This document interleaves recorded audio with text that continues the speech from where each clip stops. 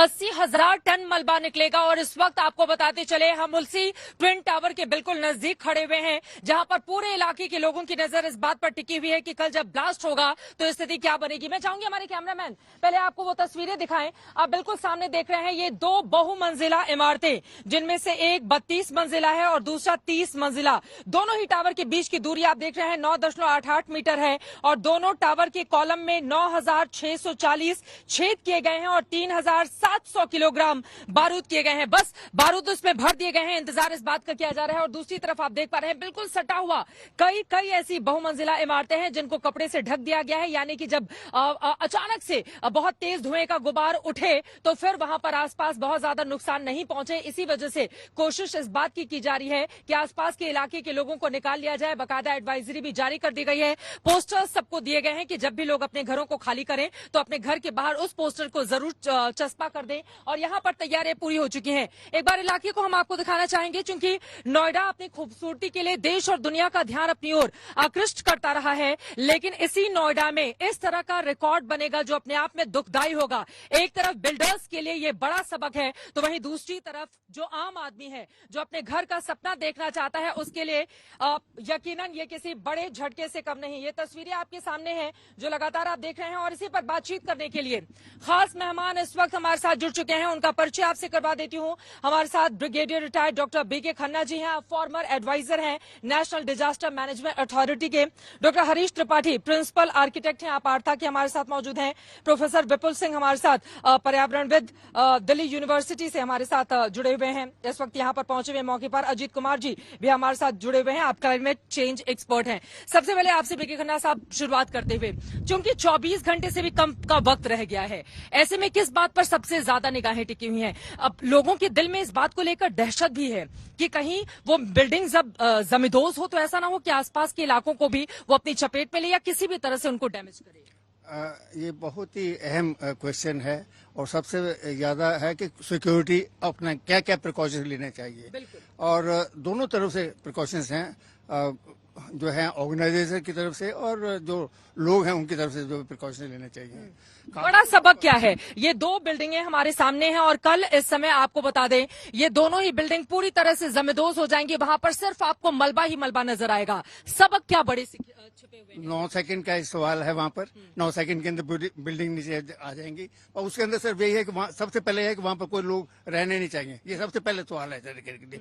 दूसरी सवाल ये है कि वहां पर जब ये आप फिक्र नहीं करिएगा कोई भी रहने के लिए, जो भी वहां पर लोग हैं, कि वहां पर काफी प्रिकॉशंस लिए गए हैं कि ताकि इवन फरवरी से ही इसको लेकर तैयारियां चल रही थी, 350 वर्कर्स इसमें लगे हुए थे। तो उसमें सबसे ज्यादा ये ना कि झटके जब भी लगते हैं सिस्टमेटिकली है, उसके लिए भी उन्होंने मतलब जो है एक प्रिकॉशंस वगैरह। किस तरह के झटके आप कह रहे हैं कि झटके लगेंगे? जब वो झटके जब लगेंगे जब एक बहुत ज्यादा धमाका होगा ना, तो धमाके से एक उसी तरीके से होगा जैसे कि अर्थक्वेक आता है, वो अर्थक्वेक जैसे आता है वैसे तरीके से धमाका वगैरह होगा। अगर अर्थक्वेक आएगा, मैं चाहूंगी हरीश त्रिपाठी जी आप यहाँ पर आ जाएं, अगर अर्थक्वेक आएगा तो फिर वहां पर आसपास जो बिल्डिंगें हम देख पा रहे हैं क्या उनके ऊपर भी असर पड़ेगा? क्योंकि लोगों के जहन में, वहां के लोगों को मैं सुन रही थी, सभी के जहन में ये सवाल है कि इतने अच्छे मटेरियल का इस्तेमाल करके तो कम से कम बिल्डर्स अपनी बिल्डिंग बना नहीं रहे हैं आजकल, तो उसका असर कहीं उन लोगों की जमीन पर, उसकी नींव पर ना पड़े और आगे आने वाले वक्त में उनको नुकसान ना पहुंचे। इसको लेकर किस तरह की तैयारी? ये तो सबसे बड़ा जो लोगों के दिल में जो दहशत है वो तो ये सबसे बड़ी दहशत है। अब इसमें क्या है कि जो भी अब तक ये तो आइडियली तो ये है कि वाटरफॉल सिस्टम से सारा कुछ नीचे आएगा और कोई भी मटेरियल जो है आसपास नहीं जाएगा। लेकिन अभी जो है इवन कोची में इस तरह के और आरोप लगे थे कि ढेर सारा मटेरियल जो है पानी के अंदर गया था, बाउंड्री वॉल के अलावा गया था। तो अभी इसमें जैसे डिस्टेंस ये 9 मीटर से कम ही है, 9 मीटर के आसपास है। तो ये जो दहशत सबसे ज्यादा वो है कि अगर सब कुछ आइडियली चलेगा तब तो गैस पाइपलाइन है, उसको लेकर क्या स्टील का नहीं, गैस पाइपलाइन में मैंने सुना है कि उसपे स्टील प्लेट्स रखी गई हैं और शॉक एब्जॉर्प्शन के लिए कुछ उसपे ऑलरेडी कुछ मलबा और कुछ टायर्स रखे गए हैं। लेकिन मैं यहाँ से देख पा रही हूँ, देखिए यहाँ से चाहे दोनों बिल्डिंगों के बीच की दूरी की हम बात करें या फिर उसके आसपास बनी जो सोसाइटी है उनमें बहुत ज्यादा फर्क नहीं है। तो ऐसे में जो लोग होंगे उनके भीतर तो डर का, क्योंकि बहुत सारे लोग ये कह रहे हैं कि अगर फ्यूचर में आज के 1 साल 2 साल के बाद अर्थक्वेक आएगा और अगर उसकी नींव कहीं से भी थोड़ा बहुत डैमेज हुई तो आसपास की इमारतों को सीधे नुकसान पहुंचेगा। हाँ, वो तो है। देखिए, ऐसा है कि ये प्रिकॉशंस लिए जाते हैं। नहीं, अब इसमें है कि प्रिकॉशंस तो जो लेना है ये लोग ले रहे हैं, लेकिन पोस्ट डिमोलिशन सारा का सारा ऑडिट हो करके और ये देखा जाए कि ये बिल्डिंगें में डैमेज कितना हुआ है। इसमें पहले हुआ था, टेस्ट हुआ था, तो जो मैंने सुना न्यूज़पेपर्स में पढ़ा कि इसकी कैपेसिटी लगभग M30 के बजाय M10 इस टाइप से आई थी। अब उसका पूरा ये किया तो गया है, हालांकि ये मुझे नहीं मालूम है कि सारा स्ट्रेंथनिंग करने के बाद वो ओरिजिनल स्ट्रेंथ आ गई या नहीं आई, ये तो नहीं मालूम है। बिल्डर्स के लिए इस इमारत के धराशायी हो जाने के बाद क्या सबक छिपे हुए, लेकिन एक बार फिर से दिखाना चाहूंगी, आपको बता दें ये जो बिल्डिंग है कल दोपहर 2:30 बजते ही सिर्फ 9 सेकंड में पूरी तरह से जमींदोज हो जाएगी और कहा जा रहा है कि 3 मंजिला मलबा वहां पर आप जरूर देखेंगे इसके जमींदोज हो जाने के बाद। लेकिन इसको लेकर जो तैयारी की गई है, मुंबई और एक बाहर की विदेशी कंपनी को पूरी की पूरी जिम्मेदारी दी गई है। झरने में पानी जिस तरह से आता है, यानी कि कहीं इधर उधर नहीं फैलेगा, वो बिल्कुल नीचे उसी जगह पर चला जाएगा, जैसा कि आप तस्वीरों में देख पा रहे हैं। प्रोफेसर विपुल सिंह जी, मैं आपसे जल्दी से टिप्पणी ले लूं एक। हालांकि आपसे पर्यावरण और बाकी चीजों पर बात होगी, लेकिन सबसे बड़ा एक सबक जो अब 24 घंटे से भी कम का वक्त बाकी है इसके जमींदोज होने में, क्या छिपा हुआ है इसके पीछे? देखिए, सबक तो हमारे बहुत बड़ा मिला है, क्योंकि सर्वोच्च न्यायालय ने जो अभी इसके लिए बिल्डिंग को ध्वस्त करने की बात कही है, वो सारे बिल्डर्स के लिए सबक है कि आप कुछ भी बनाकर और पैसे नहीं कमा सकते। उससे भी बड़ा जो बड़ी बात है वो है कि हमारे संसाधनों का देखिए कितना नुकसान हुआ है और उसका दुरुपयोग हुआ है। इसको बिल्डिंग को बनाने में कितना पानी निकाला गया होगा, आप सोचिए, जमीन से कितने सीमेंट का उपयोग हुआ है, कितने, और ये सब जमींदोज होने जा रहा है। तो लोगों के पैसे को तो छोड़ दीजिए, हमने प्रकृति के साथ क्या किया है। तो ये बातें, ये जो है, ये हमें सबक लेना चाहिए कि भाई इस तरह से कभी भी हम विकास के अंधी दौड़ में नहीं आगे बढ़ते चले जाएं और हर कुछ जो है उसके लिए हम एक देते जाएं कि भाई तुम बिल्डिंग। सब बहुत सारे और भी सवाल हैं आपसे मैं लूंगी। अजित कुमार जी भी हमारे साथ जुड़े हुए हैं, आपसे भी मैं सवाल लूंगी, लेकिन उसके पहले एक छोटे से ब्रेक के लिए यहां पर हमें रुकना पड़ रहा है और एक बार फिर से वो तस्वीरें आपको दिखाते हुए, यही जो बिल्डिंग आप देख रहे हैं, हिंदुस्तान भर की निगाहें इन्हीं दो ऊंची ऊंची इमारतों पर हैं। एक 32 मंजिला है, एक 30 मंजिला है, सैकड़ों फ्लैट्स इसके भीतर हैं और इसको 9 सेकंड के भीतर कर दिया जाएगा जमींदोज, जिसको लेकर तैयारियां पूरी हो चुकी हैं। नोएडा के उस हिस्से में खड़ी हुई हूं जहां पर देश नहीं दुनिया भर की निगाहें टिकी हुई हैं, क्योंकि ट्विन टावर जो ब्लास्ट के बाद पूरी तरह से जमींदोज होने के लिए तैयार है, मेरे ठीक पीछे ही आप देख पा रहे हैं, उसको लेकर तैयारियां पूरी हो चुकी हैं। आसपास के जो दूसरी मल्टी स्टोरीज बिल्डिंग है, आप देख पा रहे हैं कैसे उनको कपड़ों से ढक दिया गया है और कई फ्लैट्स को खाली भी कराया जा चुका है और जो लोग अभी तक अपना घर छोड़कर नहीं गए हैं उनके लिए कल सुबह 7 बजे के अंदर अंदर उनको अपना घर छोड़ देने के लिए कह दिया गया है।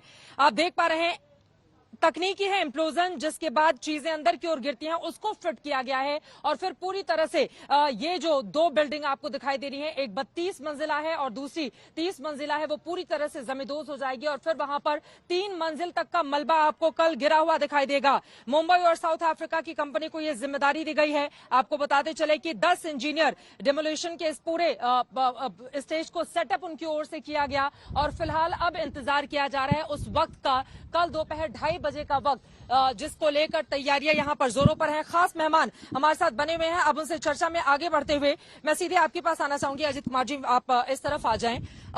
सबसे बड़ा सवाल, ये पूरा का पूरा इलाका मैं देख पा रही हूं कि बहुत सारी ऊंची ऊंची इमारतें जो बिल्कुल क्लोज बनाई गई हैं, और दूसरा बड़ा सवाल जो आम जनता के जेहन में, एक तरफ बिल्डर को सबक सिखाया जा रहा है इसको जमींदोज करके, वहीं दूसरी तरफ आसपास के लोगों के मन में ये सवाल है कि हमारी क्या गलती थी, मलबा इकट्ठा हो जाएगा, कितना वक्त लगेगा, इसके बाद अगर जाड़े की शुरुआत होगी तो सांस लेना भी वहां पर दुभर हो जाएगा। आपको लग रहा है कि 3 महीने के अंदर अंदर पूरे मलबे को हटा लेने में कामयाबी मिल पाएगी?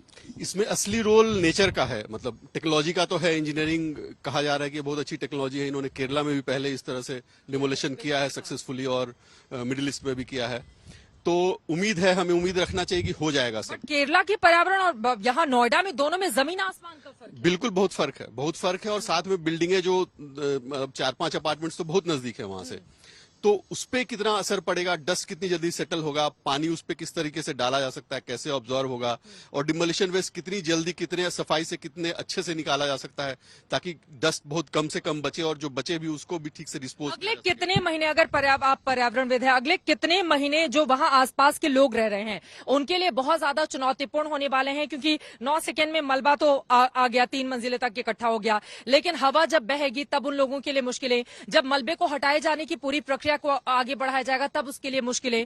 इसको लेकर किस तरह की तैयारी भी चल रही है, क्या जानकारी देंगे आप? कम से कम 1 महीने तो लोगों को या तो वर्क फ्रॉम होम होना चाहिए, कहीं और चले जाना चाहिए। आप ये सलाह दे रहे हैं कहीं और चले जाएं लोग? कहीं और मतलब लेकिन प्रशासन की ओर से कहा गया है कि इसके जमींदोज होने जाने के बाद आप लोग आ सकते हैं, लेकिन चैलेंज बड़ा होगा जो लोग वहां पर रह रहे हैं। असल में स्थिति का आकलन उस समय करना पड़ेगा जब ये डस्ट दिखेगा, लेकिन लोगों को तैयारी ऐसी रखना चाहिए कि लोग यहाँ पे कुछ समय न रहें। वो 15 दिन हो सकता है, 1 सप्ताह हो सकता है, 1 महीना हो सकता है, थोड़ा ज्यादा भी हो सकता है। और साथ में हेल्थ के जो रिस्पिरेटरी जो डॉक्टर्स हैं, जो स्पेशलाइजेशन है जिनका रिस्पिरेटरी उसमें, और फिर जो अस्थमा और इस तरह के रिलेटेड जो डिजीजेज हैं, उनको तत्पर रहना पड़ेगा, रेडी रहना पड़ेगा, लोगों को उसके लिए तैयार भी रहना पड़ेगा। और जिन लोगों को इस तरह की समस्या हो उनको खास करके विशेष ध्यान रखना पड़ेगा और उनको यहाँ से दूर रहने की कोशिश करनी करनी चाहिए। डॉक्टर पिकी खन्ना जी, एक बार फिर से आप यहाँ पर आइए। अब देखिए, तैयारियां तो पूरी हो चुकी हैं वहां पर, लेकिन अभी भी मैं देख पा रही हूँ बहुत सारे ऐसे घर हैं जहां पर लोगों की मौजूदगी है, दूसरी तरफ जिन्हें नहीं कवर किया गया है, जो दूसरे फ्लैट्स हैं, क्या उनके ऊपर भी किसी तरह का असर देखा जाएगा? क्या उन्हें भी हट जाना चाहिए कम से कम कल की स्थिति को देखते हुए? नहीं, बिल्कुल बात है। 500 गज तक, 500 गज तक जितने भी उनको हट जाना चाहिए वहाँ पर, और वहाँ पर नहीं रहना चाहिए उनके रहने के लिए। एक चीज, पहले आपने कोई क्वेश्चन पूछा था कि ये जो है वहाँ पर जो पाइपलाइन चल रही है उसके ऊपर क्या? पाइपलाइन बिल्कुल पास में ही है। गैस पाइप 9 मीटर के ऊपर है, 9 मीटर के ऊपर है। पहले तो है गैस बंद करनी चाहिए उस टाइम के लिए, गैस उस टाइम के अंदर होनी ही नहीं चाहिए। दूसरी बात है वहाँ पर उसके ऊपर जो है कवर करना चाहिए। कवर क्यों? ये आ रही है कि सुबह बिजली, पानी, गैस, ये सब कुछ बंद कर दिया जाएगा उस पूरे के पूरे हिस्से में। बंद करना चाहिए, ना केवल पहले को, उसके पहले ही, बल्कि आज रात के टाइम के अंदर, कल सुबह मॉर्निंग में बंद कर देना चाहिए। उस टाइम के अंदर बिल्कुल नहीं गैस होनी चाहिए।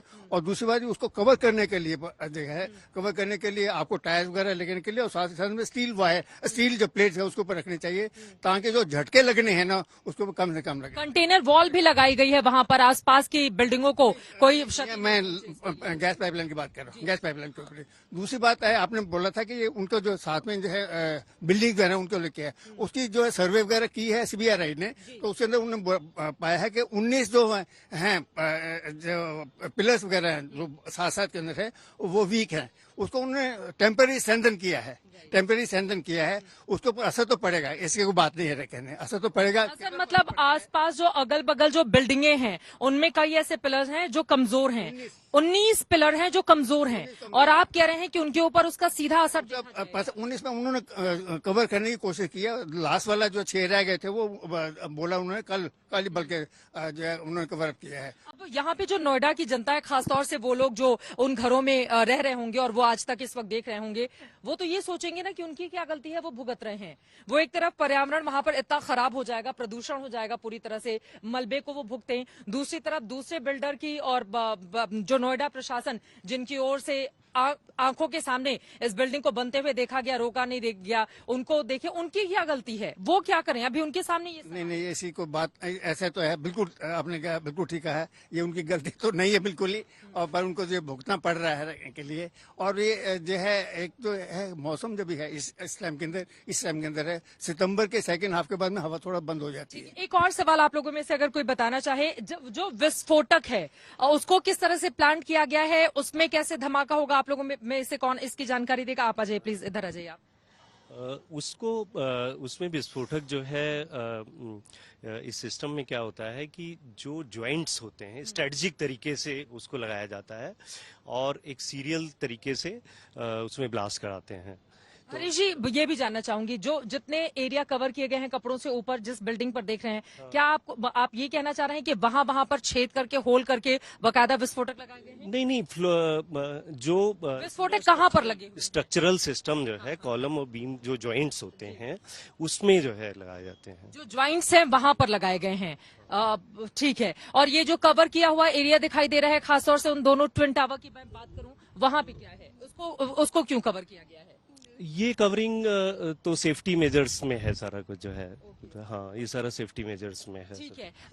कितने समय पहले तक उसमें ये प्लान कर दिया गया होगा? कितने दिनों से इसकी तैयारियां चल रही थी? तैयारियां तो कई दिनों से चल रही हैं। इसके पहले मेन तैयारी में आसपास के जो स्ट्रक्चर्स हैं उनका स्ट्रक्चरल ऑडिट हुआ और उसमें पाया गया कि ढेर सारे वो दोनों बिल्डिंग्स में ढेर सारे पिलर्स, जैसे मान लीजिए सुबह 7 बजे बहुत कम थी।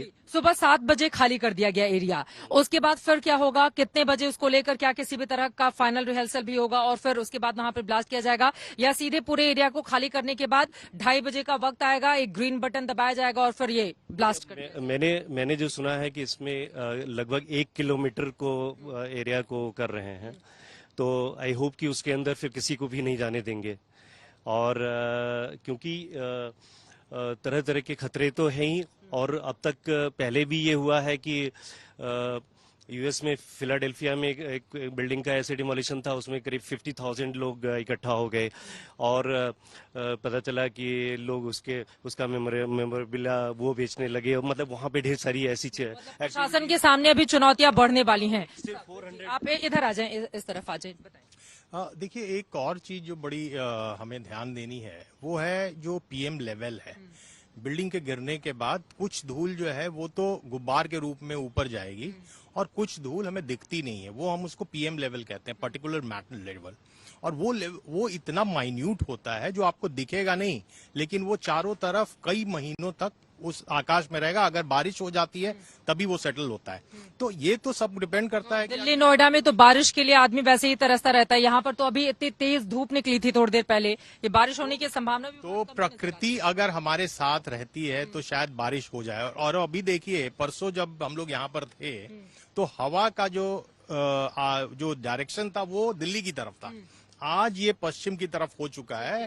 तो अभी लग रहा है कि दिल्ली की तरफ ये धूल नहीं जाएगी, लेकिन पूरी संभावना है कि अगर बारिश नहीं हुई, क्योंकि दिल्ली में अब अगस्त में सितंबर में बारिश तो होती नहीं है, तो मुझे लग रहा है ये जो माइन्यूट पर्टिकुलर मैटर्स हैं वो आकाश में रहेंगे कई दिनों। एक बार फिर से आप बड़ी बात बता रहे हैं, अगर मान लीजिए ये मलबा गिरता है, उसके बाद बारिश का जो रुख, अगर हवा का जो रुख है वो दिल्ली की तरफ रहता है, तो क्या फिर ये दिल्ली को डैमेज, ये इस पूरे हिस्से को डैमेज करेगा जो दिल्ली की तरफ? ये पूरा दिल्ली की तरफ जाएगा। अगर पूर्व की तरफ ये हवा चलती है तो ये पूरा ईस्टर्न दिल्ली खासकर अफेक्टेड होगा, और चारों तरफ जो है वो बहुत माइन्यूट जो धूल के कण हैं 2.5 लेवल के, वो सब दिल्ली के जाएंगे और सबके लंग्स अफेक्ट करेंगे। और ये बहुत खतरनाक होता है, वो दिखता नहीं है आपको, लेकिन वो आप उससे ड्राई कफ होगा, लोगों को लंग्स की प्रॉब्लम्स होंगी। तो ये सारी चीजें दिल्ली और नोएडा एनसीआर में तो वैसे ही प्रदूषण की इतनी ज्यादा समस्या है, और जाड़े के समय तो और ज्यादा ये बढ़ जाती है। अब आप देखिए, ये कह रहे हैं कि 3 महीना लगेगा, 3 महीना तो प्रैक्टिकली लगेगा नहीं, इसमें 6 महीना लग सकता है। और ये जो हजारों ट्रक निकलेंगे यहाँ से धूल लेकर, ये जो मलबा लेकर, उससे धूल निकलेगी। और आपको पता है, ये बड़े ध्यान देने की जरूरत है कि हम जो डिस्पोजल करें, ये जो भी वेस्ट निकलता है उसके प्रोटोकॉल को हम फॉलो करें, उसको तरीके से ढक के ले जाया जाए, क्योंकि अभी केवल बिल्डिंग गिरा देना इम्पोर्टेंट तो प्रोटोकॉल को हम फॉलो कर लेंगे, लेकिन सवाल यह है कि जब ये बिल्डिंग बनाई जा रही थी उस समय अगर उस समय के नियम कायदे कानूनों को पालन कर लिया जाता तो आज ये दिन न नोएडा वालों को देखने पड़ते और न ही पूरा देश तमाशबीन बना रहता। कम से कम दो इस तरह क्योंकि एक अलग तरह का सेंटिमेंट भी है लोगों के मन में। जब आम लोग भुगतते हैं तो फिर सवाल उठता है कि जो अथॉरिटी वाले इसमें शामिल थे, क्योंकि उनकी आंखों के सामने ये बन रहा होगा, उस समय किन किन लोगों ने इसको परमिशन दी, वो लोग कहाँ हैं, उन्हें सजा क्यों नहीं हो रही है, ये आम लोगों के जहन में सवाल। ये देखिए, ये 2004 से लेकर अब तक नोएडा अथॉरिटी ने कितने सीईओ आए होंगे, कितने अधिकारी आए होंगे, और सबने इस बिल्डिंग को डिफरेंट स्टेजेस पर इसको पास किया है। पहले ये पार्क था, पार्क के बाद उस पर 10 मंजिला बिल्डिंग का परमिशन दिया गया, 10 मंजिल के बाद 15 किया गया, 20 किया गया, 40 किया गया। ये तो देखिए, उस आसपास कार्रवाई तो होनी चाहिए ना, तो कार्रवाई होनी चाहिए। और अब तक हम लोग केवल बिल्डिंग गिर जाने के बाद तो वैसे भी पता नहीं कार्रवाई होगी नहीं होगी, ऐसे ढाक के 3 पार। देखिए, इस पे मेरा ये कमेंट है कि ये इसमें 2 लेवल पे चीजें देखने वाली हैं। एक तो ये हमेशा से रूल था कि जो भी अगर कोई जब आप योजना लाएंगे उसके बाद जब भी उसमें कोई चेंज करेंगे तो 100% लोगों से रिटर्न कंसेंट लिया जाएगा।